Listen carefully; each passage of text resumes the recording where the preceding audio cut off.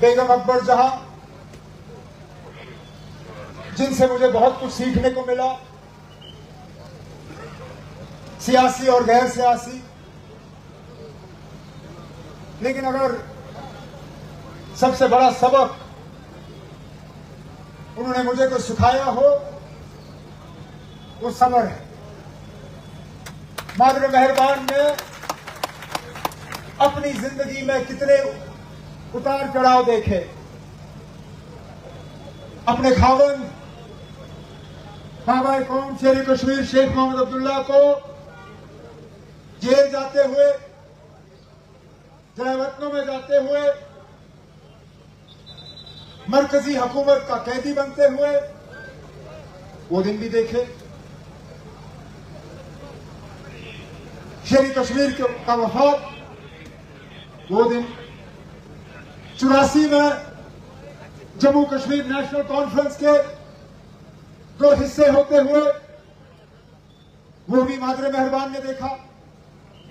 उसके बाद जो बचा हुआ था वो 90 में जब यहां मिलिटेंसी का दौर शुरू हुआ और उन हालात में मादर मेहरबान को जम्मू और दिल्ली जाना पड़ा, मादर मेहरबान ने वो दिन भी देखे। लेकिन इन तमाम हालात के बावजूद मादर मेहरबान ने सब्र का रास्ता नहीं छोड़ा। उन्होंने सब्र से इन तमाम मुश्किलातों का मुकाबला किया। तो आज अगर सही माने में हम मादर मेहरबान को खिराज अकीदत पेश करना चाहते हैं, हमें सिर्फ और सिर्फ उनके दिखाए हुए रास्ते, जो सब्र का रास्ता है, उसको याद करना होगा। लेकिन सब्र का रास्ता कमजोरी का रास्ता नहीं है। सब्र का रास्ता खामोशी का रास्ता नहीं है। सब्र का रास्ता इसका मतलब ये नहीं है कि हमने अपने हकूक के लिए अपनी आवाज बुलंद नहीं करेंगे। सब्र का मतलब ये नहीं है कि आप हमारे सब्र का नाजायज फायदा लोगे। सब्र का मतलब ये नहीं है कि आप हमें कमजोर समझोगे। ये सब्र, ये हमारी ताकत है। ये सब्र, ये हमारी आवाज है। और इंशाअल्लाह ये सब्र, ये हमारी जीत और हमारी कामयाबी होगी। लेकिन मरकज की हुकूमत को आज अपने आप से पूछना होगा, क्या हुआ? आखिरकार पौने 2 साल इस हुकूमत को बने हुए आज क्यों हम जंतर मंतर में एहतजाज करने की बात कर रहे हैं? क्या हुआ? कुछ तो मजबूरी बनी होगी, कुछ तो बदल गया होगा। मैं वो आदमी हूं जिसने पौने 2 साल अपना सियासी मुकद्दर और अपनी सियासी रेपुटेशन दांव पे लगा के मरकज से कहा कि हम बातचीत के जरिए अपना हकूक हासिल करना चाहते हैं, लड़ाई झगड़ा करके नहीं। ये जानते हुए कि ये फैसला सियासी तौर मेरे लिए भारी पड़ेगा। हम सब जानते हैं जम्मू कश्मीर और बिलखसूस कश्मीर के लोग, उनका दिल लगता है जब हम मरकज की हुकूमत के साथ लड़ते हैं। ये सच्चाई है, ये हकीकत है। वो चाहते हैं कि यहां पे किसी तरह जो है ये सिलसिला चले। लेकिन मैंने सोचा कि शुरू में मैं कम से कम मरकज को मौका दूं कि जो उन्होंने हमारे साथ वादा किया वो उस वादे पे कायम रहेंगे। और वादा था क्या कि 3 कदमों में जम्मू कश्मीर के हालात जो हैं उनको सुधारा जाएगा, उनको ठीक किया जाएगा। पहले डिलिमिटेशन, इस बात के बावजूद कि पूरे मुल्क में कहीं डिलिमिटेशन नहीं हुआ, मां सिवाय आसाम और जम्मू कश्मीर में। हम जानते थे कि डिलिमिटेशन में धांधली होगी। हम जानते थे कि डिलिमिटेशन का मकसद एक पार्टी और उनके दोस्तों की मदद होगी। हमने कहा चलिए कोई बात नहीं, हम ये जहर का कतरा भी पी लेंगे। कितनी धांधली हुई उसका अंदाजा आप इस बात से कर सकते हैं कि जम्मू कश्मीर में 7 सीटें बढ़ाई गई। 7 में से 6 बीजेपी को और सिर्फ 1 नेशनल कॉन्फ्रेंस ने जीती। मकसद उनका यह था कि किसी ना किसी तरह जमहूरियत का कत्ल करके वो यहां राज करना चाहते थे। लेकिन जम्मू कश्मीर के लोग उनसे कहीं गुना समझदार निकले। उनकी ये साजिश चली नहीं और बदकिस्मती से आज कहना पड़ता है कि उसका खमियाजा हम भुगत रहे हैं। यह हकीकत है और इस हकीकत को अब बीजेपी के लीडरों ने और ज्यादा बयां करना शुरू किया है, खासकर जो यहां पे असेंबली में है। वो कहते हैं कि इन लोगों को हम रियासत का दर्जा नहीं देंगे, इन लोगों को नहीं मिलेगा। अरे ना, तो फिर सुप्रीम कोर्ट ने आपने ये बात क्यों नहीं कही? तब क्यों नहीं कहा कि आप जब तक बीजेपी की हुकूमत जम्मू कश्मीर में नहीं बनती तब तक इनको रियासत का दर्जा नहीं मिलेगा? फिर जम्मू कश्मीर के लोग क्या फैसला करते ये उन तक होता। लेकिन सुप्रीम कोर्ट ने आपने कहा कि हम 3 कदमों पे चल रहे हैं, डिलिमिटेशन, इलेक्शन और इलेक्शन के बाद रियासत की बहाली। डिलिमिटेशन हुआ, जो हुआ ठीक हुआ, गलत हुआ। इलेक्शन हुए। अब इसमें हमारा क्या कसूर है कि जम्मू कश्मीर के लोगों ने हुकूमत की जिम्मेदारी हमें दी? बीजेपी और उनके तमाम यार दोस्त इस इलेक्शन में पीछे रह गए, चाहे ए टीम, बी टीम, सी टीम, डी टीम, सब रह गए। क्या वो हमारा कसूर है? मैं खुद हैरान हुआ जब इलेक्शन के नतीजे निकले। वाला मेरी कुछ स्टेज पे साथी बैठे हैं, मैं ना उनके तरफ इशारा करूंगा ना उनके तरफ देखूंगा, लेकिन मुझे नहीं लग रहा था तो उस इलेक्शन में सीट निकालेंगे। लेकिन अल्लाह का करना, निकल गए, जीत गए। अब ये क्या कसूर है हमारा? लेकिन हमारी कामयाबी को अब जम्मू कश्मीर के लोगों के लिए एक सजा के तौर पे इस्तेमाल किया जा रहा है। आपने हुकूमत बनाई क्यों अगर आप उस हुकूमत को काम करने नहीं दोगे? क्या फायदा? फिर नहीं करने थे इलेक्शन। अगर राजभवन से ही जम्मू कश्मीर को चलाना था, अगर राजभवन ने ही सारे फैसले करवाने थे, अगर राजभवन के जरिए ही लोगों को तंग करना था, मुलाजमों को डिसमिस करना था, बुलडोजर चलाने थे, बाकी तमाम ये चीजें करनी थी, तो हमें क्यों सामने लाया? फिर क्या देते हैं उसी वक्त कि आप आइए, लेकिन हम आपके हाथ आपके पीठ के पीछे बांध देंगे, हम वो अफसर आपको देंगे जो आपके फैसलों पर अमल नहीं करेंगे। अरे ये हमारा जिगर है, ये हमारी सब्र है कि तब भी हम गधों की तरह मेहनत कर करके यहां के लोगों के लिए कुछ हासिल करना शुरू कर गए। अब बैठे ना, लेकिन आज जाने अनजाने, सोचे समझे तौर या इसी तरह हमें आज ये पैगाम दिया जा रहा है कि बिना एहतजाज किए हमें कुछ नहीं मिलेगा। हम अपना हाल और लद्दाख का हाल देखते हैं और फिर हम सवाल उठाने पे मजबूर होते हैं कि बताइए, जो बातचीत आप लद्दाख के साथ करने के लिए तैयार हो, वो बातचीत हमारे साथ क्यों नहीं? हमें कहते हो कि एक मुल्क में एक ही तरीका होना चाहिए, सब बराबर होने चाहिए, इसलिए हमने 370, 370 हटाया। लेकिन लद्दाख को आप कहते हो आओ हमारे साथ बात करो, हम 371 देंगे आपको। हम जनाब रियासत मांगते हैं और यही बीजेपी वाले जो लद्दाख को 371 देने के लिए तैयार है, हमें कहते ना आपको रियासत भी नहीं मिलेगी। आप कहते हैं कि कम से कम जिन अफसरों के साथ हमें काम करना है उन अफसरों को लगाने की इजाजत हमें होनी चाहिए। आप वो इजाजत हमें देते नहीं हो। लद्दाख तो आप कहते हो, आप चीफ सेक्रेटरी का भी फैसला कर लो, आप चीफ सेक्रेटरी का एसीआर भी लिखो, आपने जो बजट के फैसले करने होंगे कर लो, हमें कोई ऐतराज नहीं। और क्यों? क्योंकि लद्दाख के लोगों ने एहतजाज का रास्ता अपनाया।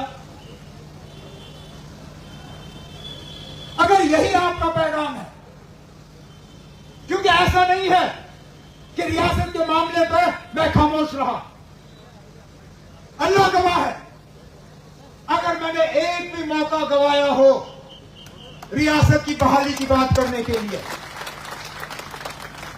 वज़ीर-ए-आज़म सोमवार आए, मैंने अपने तरीके से वहां रियासत की बात की।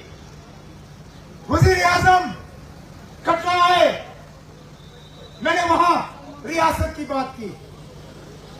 कोई मुलाकात मेरी अमित शाह साहब या नरेंद्र मोदी साहब या किसी भी सीनियर मिनिस्टर से नहीं होती जिसमें मैं रियासत के हवाले से बात नहीं करता। और हर मुलाकात में मुझे कहा जाता है कि हम कर रहे हैं, लेकिन जब पार्लियामेंट में इस पर सवाल उठता है, जब मीडिया वाले सवाल करते हैं उनसे, वो कहते हैं उचित समय पे होगा, सही मौके पे। और मैं पूछता हूं उनसे, खुदाना हमें बस यही बताइए, उस उचित समय को, उस सही मौके को हम किस तरह पहचानेंगे? मुझे यही बताइए। बताएं मुझे और मेरे साथियों को क्या करना है इस गाड़ी को उस मंजिल तक पहुंचाने के लिए जिसमें हम ये कह सके कि हम उचित समय पर आ गए हैं, अब आपको रियासत का दर्जा वापस मिलेगा। बताइए। और मैं फिर आपसे कहता हूं, अगर आपका उचित समय यही है कि जब बीजेपी की हुकूमत बनेगी तब यहां रियासत का दर्जा वापस मिलेगा, तो खुलेआम कम से कम इतनी तो हिम्मत करिए, इतनी हिम्मत करिए कि किसी बड़ी तकरीर में, चाहे पार्लियामेंट के अंदर या किसी बड़े जलसे में, आप अपनी तकरीर में कहिए कि जब तक जम्मू कश्मीर में बीजेपी की हुकूमत नहीं बनती तब तक यहां रियासत का दर्जा आपको वापस नहीं मिलेगा। ठीक है, फिर हमें जो करना होगा हम करेंगे। कम से कम हम इस धोखे में तो नहीं रहेंगे कि आप अपने वादे पे कायम रहोगे, कि आपने जो वादा जम्मू कश्मीर के आवाम के साथ किया है उस वादे को आप पूरा करोगे। कितने इलेक्शन कराओगे आप यहां पे स्टेट हुड के भरोसे? आपने रियासत का वो नारा देते हुए पार्लियामेंट का इलेक्शन कराया, लोगों ने पार्लियामेंट के इलेक्शन किए। आपने असेंबली के इलेक्शन किए, लोगों ने उसमें भी बढ़ चढ़ के हिस्सा लिया। अब आप कहते हो पंचायत के भी इलेक्शन और लोकल बॉडी के इलेक्शन होने चाहिए, हम भी कहते हैं होने चाहिए, लेकिन जिस तरह आप कहते हो उसी तरह हम भी कहते हैं पंचायत के इलेक्शन और लोकल बॉडी इलेक्शन उचित समय पे होंगे और वो समय हम तय करेंगे। ये उचित समय ये दोनों तरफ से चलता है। ये उचित समय सिर्फ आप ही नहीं तय करते हो, हम भी तय कर सकते हैं उचित समय क्या होगा। मजाक बनाया हुआ है हमारे सबर का, हमारी शराफत का, हमारी खामोशी का। क्या आग लगाना चाहते हो आप यहां पे? क्या कुछ नहीं सीखा आपने? दोबारा नेशनल कॉन्फ्रेंस को तोड़ने की कोशिश की जा रही है। और आज जहां आपके पैसों की लालच नहीं चली, जहां आपकी मिनिस्ट्रियों की लालच नहीं चली, वहां आप बंद कमरे में मेरे एमएलए को कह रहे हो आप हमारे साथ, आप जब आओगे तो हम आपको रियासत देंगे। अल्लाह गवाह है, मेरे जम्मू के एक एमएलए ने मुझे कमरे में आके ये बात नहीं कही हो। सुप्रीम कोर्ट का बीजेपी का एक ओहदेदार, सुप्रीम कोर्ट का वकील, बीजेपी का ओहदेदार मेरे एक जम्मू के एमएलए को बंद कमरे में कहता है हम 20 से 30 करोड़, 20 से 30 करोड़, एक मिनिस्ट्री और रियासत का दर्जा, आप हमारे साथ चलो। उनको लगता है कि इन लोगों का ईमान इतना सस्ता है। देखिए यहां स्टेज पे एक भी आपको नजर नहीं आएगा जो 20 करोड़ में क्या 100 करोड़ में अपनी ईमान बेचने के लिए तैयार होगा। क्योंकि हम सब जानते हैं, और ये बाबा कौम मादरे मेहरबान जनाब फारूक अब्दुल्ला साहब की मुझे सिखाया हुआ सबक कि हमें अपने करतूतों के लिए, अपने किए हुए के लिए इस दुनिया में जवाब देना होगा या नहीं देना होगा। एक दिन ऐसा आएगा जब हमें अल्लाह ताला के सामने जवाब देना होगा। तो बीजेपी वालों, हमें इतना कमजोर मत समझिए। बैकडोर से आपकी एंट्री नहीं होगी। आप बैकडोर से फ्रंट की कुर्सी पर नहीं आओगे। फिलहाल लोगों ने आपको पीछे ही रखा है, आप पीछे ही रहोगे। रही बात हमारे 20 तारीख के प्रोग्राम की, हमें आज कहा जाता है कि आपने मशवरा नहीं किया, हमसे पूछा नहीं। अरे जनाब, ये मेरे घर की बात है, ये मैं क्या अपनी जात के लिए ला रहा हूं? सिर्फ मुझे और फारूक अब्दुल्ला साहब को इस स्टेट में रहना है, बाकी यूटी में रहेंगे। हमने ना प्रोग्राम बनाया जंतर मंतर जाने का। हमने चाहा कि ये अकेला स्टेटहुड का मामला सिर्फ हमारा नहीं है, ये पूरे जम्मू कश्मीर का है। ये उतना ही उन लोगों के लिए है जो सियासी पार्टियों के साथ ताल्लुक रखते हैं, और उन लोगों के लिए जो सियासी पार्टियों के साथ ताल्लुक नहीं रखते। इसलिए हमने ये तय किया कि वो लोग या वो पार्टियां जो अभी असेंबली में मौजूद हैं या कभी एक वक्त में असेंबली में कभी मौजूद थे भी, हमने उन सब से कहा कि मेहरबानी करके हमारे इस एहतजाज में शामिल होइए। नहीं तो बताइए क्या जरूरत थी गुलाम नबी आजाद साहब को बुलाने की? वो असेंबली में नहीं है। क्या जरूरत थी अल्ताफ बुखारी साहब को या हकीम यासीन साहब को या पैंथर पार्टी वालों को? लेकिन हमने कहा जनाब, ये लड़ाई ये अकेले हमारी लड़ाई नहीं है, ये स्टेटहुड सिर्फ हमारा नहीं है, ये रियासत सबका होगा। अब मैं एक बार फिर यहां उन तमाम लीडरों को मोतबाना गुजारिश करना चाहता हूं कि इलेक्शन की लड़ाई छोड़ दीजिए। अभी 3.25 साल हैं इलेक्शन को, जुड़ जाइए, इस प्रोग्राम में जुड़ जाइए। आप लद्दाख की बात करते हो, लद्दाख की सबसे बड़ी खासियत यह रही कि करगिल, लद्दाख, बौद्ध, मुसलमान, कांग्रेस, एनसी, बीजेपी सब एक साथ आए वहां कुछ हासिल करने के लिए। यहां पे ये लोग जो हैं किसी डर के वजह, किसी खौफ के वजह, किसी दबाव के वजह अगर हमारे इस प्रोग्राम से दूर रहना चाहते हैं तो मुझे लगता है वो जम्मू कश्मीर के आवाम के साथ एक बहुत बड़ी नाइंसाफी होगी। इसलिए मैं उनसे एक बार फिर गुजारिश करता हूं कि हमारे साथ जुड़े, 20 तारीख को आए। लेकिन मुझे इस बात का भी एहसास है कि हमारे बहुत से वर्कर इस प्रोग्राम में शामिल होना चाहते हैं लेकिन दिल्ली नहीं आ सकते। इसलिए मेरी अपनी तंजीम से आज मैं ये बात यहाँ श्रीनगर में करूंगा, कल इंशाल्लाह जम्मू में भी मेरा प्रोग्राम है, ये बात मैं जम्मू में भी करूंगा। मेरी आप सबसे गुजारिश है कि तंजीमी तौर आप जितने लोगों को शामिल कर सकते हो करिए, और 20 तारीख को डिस्ट्रिक्ट हेडक्वार्टरों पे एक एहतजाज का प्रोग्राम रखिए। उस एहतजाज के प्रोग्राम में और किसी चीज का जिक्र ना करें, किसी तंजीम का जिक्र नहीं, किसी इलेक्शन का जिक्र नहीं, किसी और बात का नहीं। वहां सिर्फ एक नारा चलना चाहिए कि रियासत, जम्मू कश्मीर की रियासत का दर्जा जो है वो बहाल करो, बहाल करो, बहाल करो, बस इतना ही। इंशाअल्लाह ये शुरुआत है। इस गाड़ी को हमें कितना आगे लेना पड़ेगा, इस एहतजाज के प्रोग्राम को कौन सा नया शक्ल हमें देने की जरूरत पड़ेगी और क्या करना पड़ेगा, ये आने वाले दिन से तय होगा, जब हमें पता चलेगा कि क्या वाकई मरकजी हुकूमत हमारे साथ रियासत की वापसी के लिए बात करने के लिए तैयार है या नहीं। लेकिन आप सबसे आज इस मौके पे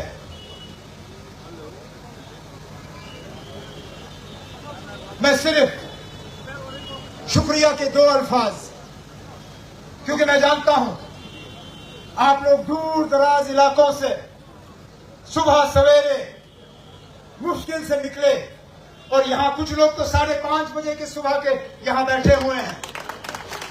मैं एक एक वर्कर, एक एक ओहदेदार, एक एक अपने साथी का दिल की गहराइयों से शुक्रिया करते हुए आपसे आखिर में एक ही गुजारिश, बैठो, एक ही गुजारिश करूंगा। आपने स्टेज पे देखा होगा हमारे एक सीनियर साथी, हमारे साबका बार जनरल सेक्रेटरी डॉक्टर मुस्तफा कमाल साहब, वो नाजायज सेहत की वजह से हमारे इस प्रोग्राम में शामिल नहीं हो सके। अभी भी वो अस्पताल में दाखिल हैं, इलाज उनका चल रहा है। अल्लाह ताला से दुआ करें कि अल्लाह ताला उनको शिफा दें, सेहतियाब करें और हमारे दरमियान लंबे दौर तक रखें। लेकिन आखिर में एक बार फिर आप सबका शुक्रिया करते हुए मैं अब इस मौके पे सदर मोहतरम जनाब डॉक्टर फारूक अब्दुल्ला साहब को स्टेज पे आप सबसे खिताब होने की दावत देता हूं। बहुत बहुत शुक्रिया और अस्सलाम वालेकुम। नारे तकबीर, नारे तकबीर, जम्मू कश्मीर नेशनल कॉन्फ्रेंस।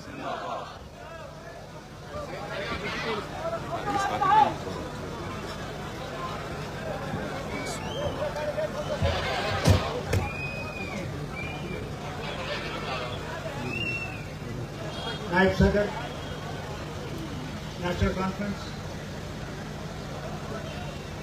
वज़ीर आला जम्मू कश्मीर उमर अब्दुल्ला साहब, यहाँ के सारे देश के साथी और आप जो दूर दूर इलाकों से आए हैं, आप सबको मेरा अस्सलाम वालेकुम। अल्लाह का बहुत करम है, कितनी गर्मी थी और आज अल्लाह ताला ने अपना साया रखा है, ये बहुत बड़ी बात है। अल्लाह भी आपके साथ, याद रखिए। हाँ, मुश्किलें आई इस दफा, जब से शुरू हुई इसने मुश्किलें ही दी, मगर ये मुश्किलें दूर हो जाएंगी इंशाअल्लाह। वो आजमाता है कि हमारा ईमान कितना मजबूत है, घबराने की जरूरत नहीं। हमने उन्हें बार बार ये कहा तो कोई भी हुकूमत हो 47 से कि हमसे इंसाफ करें। आपने देखा 47 से हमसे इंसाफ नहीं हुआ। जहां मौका मिला इन्हें 370 को कमजोर, जिस तरीके से भी हो सकता। मुझे याद है जब नरसिम्हा राव जी हुकूमत कर रहे थे, कितनी मीटिंग्स हमने उनसे की और फिर उन्होंने खुद उस बड़े ऐवान में ये सारे हिंदुस्तान ही नहीं सारी दुनिया के सामने ये बात रखी कि जहां तक 370 का मामला है, उसको हम जो हमने उनमें कमियां की हैं उनको हम जरूर देखेंगे, बहाल करेंगे। और कहा स्काई इज द लिमिट, आसमान तक आप ये मांगे, हम आपको देने के तैयार। याद है आपको? मगर कहा इंडिपेंडेंस नहीं। हमने कहा हमने कब मांगा इंडिपेंडेंस? हम तो वतन का हिस्सा हैं और उस वतन के हिस्से को हम लोग मजबूत करना चाहते हैं, कमजोर नहीं करना चाहते। मगर उन्हें ये दिखा नहीं। वो सबसे बड़ी मुसीबत ये है कि एतबार नहीं। मुझे याद है जब कोविड था और मैं कोविड से उसी वक्त निकला था, सब कमजोर था। वज़ीर आज़म ने लीडरों को बुलाया, मैंने कहा मैं नहीं आ सकता। उन्होंने कहा हम आपके लिए सहूलियतें पैदा करें, आप जरूर आइए। मैं गया, जब वहां पहुंचा और मीटिंग शुरू हुई, गुलाम नबी आजाद साहब ने पहली तकरीर, उसके बाद मेरा वक्त आया। स्टेज पे वहां वज़ीर आज़म थे, अपने अमित शाह साहब थे, लेफ्टिनेंट गवर्नर साहब थे, और उस वक्त मैंने उनके सामने पहले शुरू किया कि साहब अफसोस तो इस बात का है, हमें आप पे एतबार नहीं और आपको हमारे ऊपर एतबार नहीं। पहले इस एतबार को हम पैदा करें आपस में। और फिर जब उन्होंने अपनी तकरीर की, उसमें कहा कि दिल्ली की और कश्मीर की दूरी को हम दूर करेंगे। क्या आज तक हुआ? जितना ये दूर करने की कोशिश की ने वो करते गए, ये नहीं देखा कि साहब हम भी तो इंसान हैं, हम भी हिंदुस्तान का ताज हैं, कोई जूता नहीं है, हमारी भी इज्जत है। और उस इज्जत को बहाल करने के लिए हम आपसे पुरअमन तरीके से अपील करते हैं। जैसे उमर साहब ने कहा, कई बार मुलाकात, कई बार वादे किए गए, और अफसोस है मुझे दिखता नहीं वो वादे गए कहां। मगर हमने हिम्मत नहीं हारी, न इंशाल्लाह कभी हिम्मत हारेंगे। ये जमात वो है जो गरीबों की जमात, बेकसों की जमात, और उन्हीं बेकसों के लिए ये जमात खड़ी हुई और उन्हीं के लिए काम कर रही है। जो हमारे वो कई ऐसे लीडर हैं जो दिल्ली के सामने एक बात करते हैं, यहाँ दूसरी बात, वो उनके पलवे बने हुए, उन्हें हुक्म वहां से आता है, अब ये करो, अब वो करो, अब ये कहो। उनसे भी कहता हूं,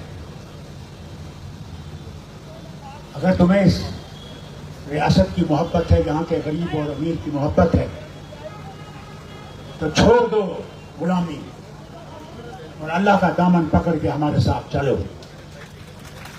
वही रास्ता है, नहीं तो तुम ऐसे नंगे हो जाओगे कि एक दिन आएगा तुम चल भी नहीं सकोगे इस जमीन पर। ईमानदारी से कहता हूं, लोग छूटेंगे, इसलिए खड़े हो जाओ, छोड़ दो अपने फायदे।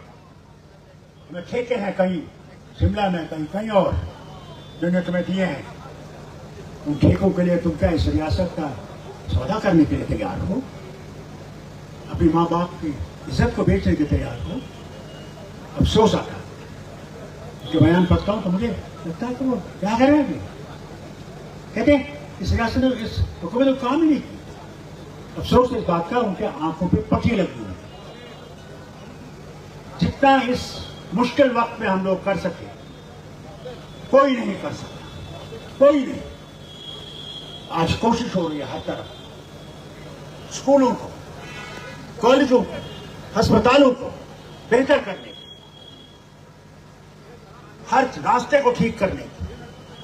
कहां नहीं पहुंचे हमारे जो कामयाब होके आए, न सुबह कहीं, न शाम कहीं, न रात कहीं काम करते हैं, मगर हमारे जो दुश्मन हैं उनको वो काम दिखते नहीं है, न कभी दिखेंगे, कभी नहीं दिखेंगे। मगर हमने अमल कर रखा कि हम लोग पीछे नहीं हटने वाले, हम लोग लोगों की बेहतरी के लिए जो भी होगा करेंगे, इंशाअल्लाह करेंगे। और जो रुकावटें ये डाल रहे हैं राजभवन से, उन रुकावटों को भी मेरा अल्लाह इसी तरह दूर करेगा जिस तरह उसने आज हमारे ऊपर साया रखा है। मैं घबराता था, डरता था कि जो कल की गर्मी थी, क्या हमारे लोग जो आ रहे हैं, अल्लाह वो ये बर्दाश्त कर सकेंगे? नहीं। उस परवरदिगार ने अपना साया रखा कि हम आज आराम से यहाँ बैठ के सुन रहे हैं। हिम्मत रखना है, सही कहा, खरीदने की कोशिश की जा रही है। तो 14 में भी जो मेरे वक्त भी किया था इन्होंने, याद होगा 84, ये लोग करते जाए, इनकी ख्वाहिशें यही है, मगर ये कामयाब नहीं हुई। वो भी कामयाब नहीं हो, 2 साल में ही खत्म हो गए थे, उनका नाम निशान ही करेंगे। जो यहाँ के गरीब मुफलिस के साथ दगा करेगा, अल्लाह ताला न उसको यहाँ ठीक रखेगा, न जहाँ उसने जाना है वहां पे जहन्नम की आग में डालेगा, याद रखिएगा। मगर हमारे में ही अंदर लोग घुसे हुए हैं, जो सोई कर रहा है, क्योंकि ट्रिमुतिया निखोद मुझे रतबत तनखा तला निष्ठे से होश इमन जी और जवा अचरे कहने तोली अचरे बंदूक लगा आज तुम पानी जवाब मुझसे करांच सुचबद का भाई इंशाल्लाह इथे जो याद बारो आशा जाना आशा कि जमात करो तो उन मुश्किलात दूर इंशाल्लाह। हिम्मत मर्दान मदद खुदा, यही है। अगर हम ये कर सके और ये सब लोगों को बता सके, अपने देश के लोगों को बता सके कि हम कोई वो चीज नहीं मांग रहे जो हमारा हक है, हम अपना हक मांग रहे हैं, उस हक को हमें वापस करें, और नहीं तो ये चलता रहेगा। और आप जिस अमन की बात कर रहे हैं, अल्लाह जाने वो अमन कभी से रहेगा या नहीं रहेगा, उसकी जिम्मेदारी आपके ऊपर होगी। इससे मैं कहता हूं, आज वक्त आ गया, और वो बूढ़ा हो, जवान हो, बच्चा हो, वो अपनी इज्जत चाहता है, उस इज्जत को बहाल कीजिए, वही हमारी मांग है। और इंशाअल्लाह उस मांग को हम हासिल करके रहेंगे। आप आए, मैं आपका शुक्रगुजार हूँ, अपने सारे साथियों का है जिन्होंने आपको यहाँ पे मुद्दों किया, और आप लोग धोख बधोख आए। अल्लाह आपको सलामत रखे, अल्लाह आपके घर वालों को सलामत रखे, आपकी जमात को सलामत रखे, और हमें आगे चलने का मौका दिया। बहुत बहुत शुक्रिया। खुदा हाफ़िज़।